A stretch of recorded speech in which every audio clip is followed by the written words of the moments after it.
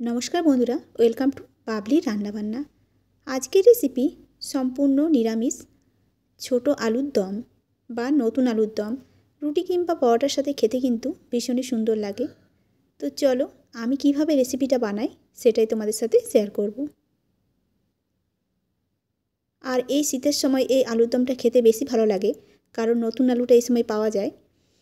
তার জন্য এখানে আমি নিয়ে নিয়েছি নতুন আলু। আলুগুলোকে একটু ছুলে নিয়েছি, তবে হালকা খোসা থাকলেও ক্ষতি নেই।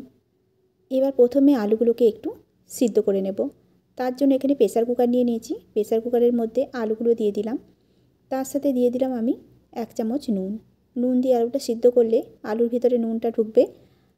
এরপরে এদিকে নিয়ে নিয়েছি একটা মিক্সার জার, এর মধ্যে নিয়ে নেব কুচি করা আদা।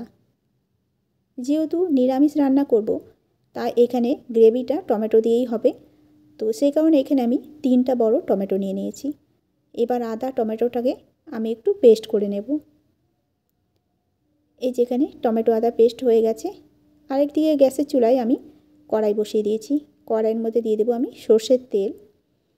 তেলটা যখন গরম হয়ে যাবে এর মধ্যে দিয়ে দেবো সেদ্ধ করে রাখা আলু। দেব আমি সামান্য পরিমাণে নুন আর দেব হলুদের গুঁড়ো। আলুটাকে যদি আগে ভেজে নেওয়া যায় তবে নিরামিষ আলুর দমটা খেতে বেশি ভালো লাগবে। এখন আমি এটাকে নাড়িয়ে চাড়িয়ে হালকা করে একটু ভেজে নেব। খুব বেশি ভাজার দরকার নেই, হালকা করে একটু ভাজলেই চলবে।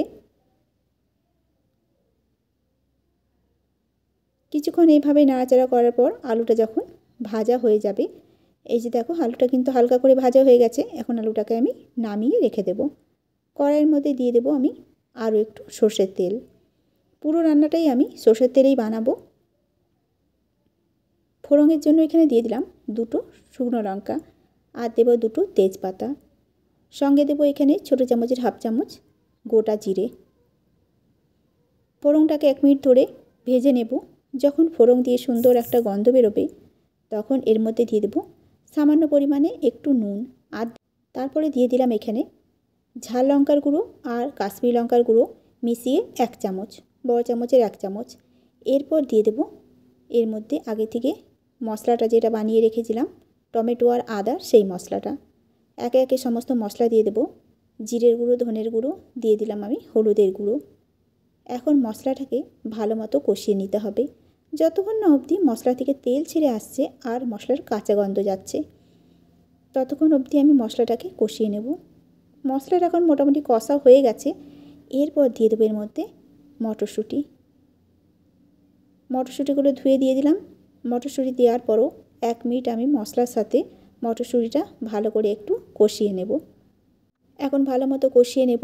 রান্নাটা যত বেশি কষানো হবে রান্নার স্বাদ কিন্তু ততটাই দ্বিগুণ হবে।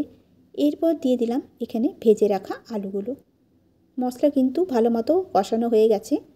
এখন আলুগুলো দিয়ে 1 মিনিট ধরে মশলার সাথে আলু আমি কষিয়ে নেব। যেহেতু আলুটা আগের থেকে সেদ্ধ করা আছে তাই রান্নাটা হতে কিন্তু বেশি সময় লাগবে না। এভাবে আরও কিছুক্ষণ সময় রান্না করে নেব। তারপর দিয়ে দেবো ছোটো চামচের 1 চামচের মতো চিনি। এতে করে রান্নার স্বাদ কিন্তু আরও বাড়বে। এখন দিয়ে দেবো এর মধ্যে গরম জল। জলটা অবশ্যই করে গরম দেব। গরম জল দেওয়ার পরে একটু নাড়িয়ে চাড়িয়ে এখন ঢাকা দিয়ে এটাকে রান্না করে নেব।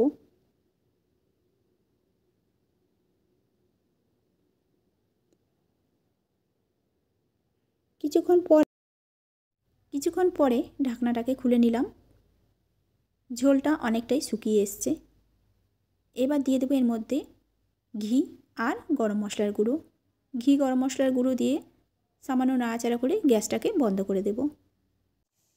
তো তৈরি হয়ে গেল আজকের রেসিপি আলুর দম। রেসিপি কেমন লেগেছে তোমাদের অবশ্যই কমেন্ট করে জানাবে। যদি ভালো লাগে তবে একটা লাইক করে দেবে।